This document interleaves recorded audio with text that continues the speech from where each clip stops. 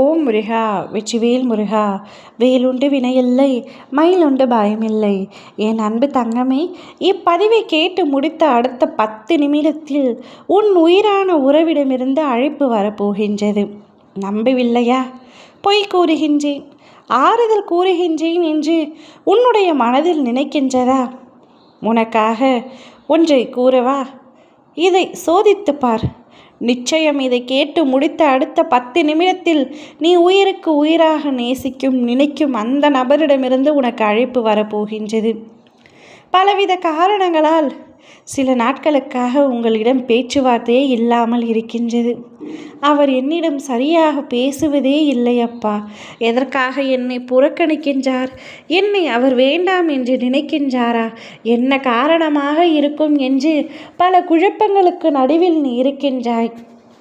அவரை இழந்து விடுவேனோ என்ற பயம் கூட எனக்குள் வந்துவிட்டது. ஆனால் நான் என் வாழ்க்கையில் இழக்கக்கூடாது என்று நினைக்கின்ற ஒரே நபர் அவர் மட்டும்தான். எக்காரணம் கொண்டும் அவரை என்னிடமிருந்து பிரித்து வைத்து விடாதீர்கள் அப்பா என்று என்னிடம் கூறினாயல்லவா? இந்த உறவு என் வாழ்க்கை முழுவதும் நீடிக்க வேண்டும்.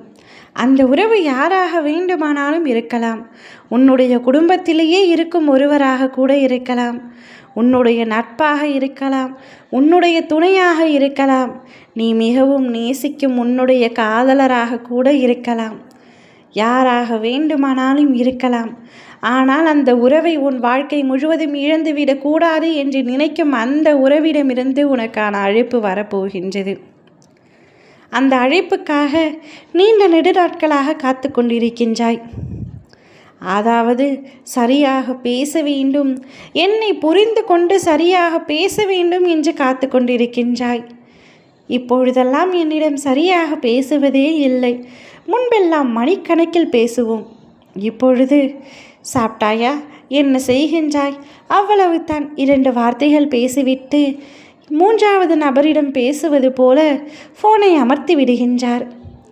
இந்த மாற்றத்திற்கான காரணம் என்ன என்று தெரியாமல் தான் தவித்து கொண்டிருக்கிறேன் என்று என்னிடம் அழுதாயல்லவா? அந்த மாற்றம் உனக்கு சாதகமாக இப்பொழுது ஒரு மாற்றம் நடக்கப் போகின்றது. அவரிடமிருந்து உனக்கு அழைப்பு வந்து அவருடைய நிலையை எடுத்து கூறி இன்று உன்னிடம் மணிக்கணக்கில், அதாவது நீ விருப்பப்பட்டபடியே உன்னிடத்தில் மனம் விட்டு மணிக்கணக்கில் பேசப் போகின்றார்.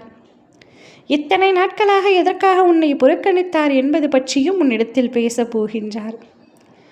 அவருடைய பேச்சை கேட்டு நீ நிச்சயமாக மகிழ்ச்சி அடைவாய். உன்னிடமிருந்து எனக்கு அழைப்பு வராதா என்று தான் காத்து கொண்டிருந்தேன். நீ அழைத்ததும் என் மனம் மிகவும் லேசாகிவிட்டது. ஏனென்றே தெரியாமல் பல சமயங்களில் எனக்கு கஷ்டமாக இருக்கும். அதற்கெல்லாம் காரணம் நீ மட்டும்தான் என்ற உண்மை எனக்கு இப்பொழுதுதான் புரிந்திருக்கின்றது. நீ எனக்கு அழைப்பு தெரிவித்த பின்பு என் மனம் மிகவும் லேசாகிவிட்டது என்று நீ அவரிடத்தில் கூறப்போகின்றாய். தங்கமே, எல்லோருக்கும் இப்படி எளிமையான நிரந்தரமான ஒரு உறவு கிடைத்து விடுவதில்லை. கிடைத்த உறவை தக்க வைத்து கொள்வது மிகவும் கடினம். இந்த உறவை நீ எக்காரணம் கொண்டும் இழந்து விடாதே. பத்திரமாக உன் வாழ்க்கை முழுவதும் பாதுகாத்து வைத்துக்கொள். ஓம் முருகா வெற்றிவேல் முருகா.